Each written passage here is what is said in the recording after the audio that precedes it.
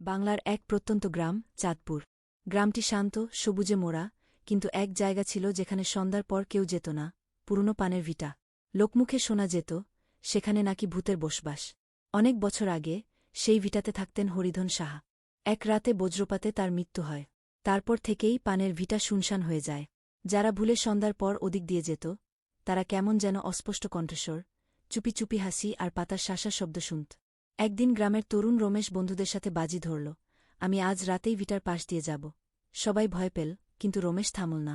সন্ধ্যার পরে সে একা হাঁটতে লাগল ভিটার দিকে। পূর্ণিমার আলোয় জায়গাটা কেমন যেন ধূসর লাগছিল। হঠাৎ সে শুনল পাতার ফাঁকে কেউ কাঁদছে। থমকে দাঁড়িয়ে রমেশ বলল, কে ওখানে? এক মুহূর্তে ঠান্ডা হাওয়া বইল, আর সে দেখল এক বুড়ো মানুষ, মাথায় সাদা চুল, ভেজা কাপড়ে দাঁড়িয়ে।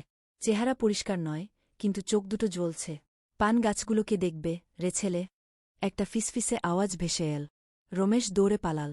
পরদিন ভোরে লোকজন দেখে ভিটাতে নতুন করে পানের চারাগাছ লাগানো হয়েছে। কে লাগাল কেউ জানে না, তবে তখন থেকে গ্রামে একটা কথা চালু হয়ে গেল, ভূতেরও দায়িত্ববোধ থাকে।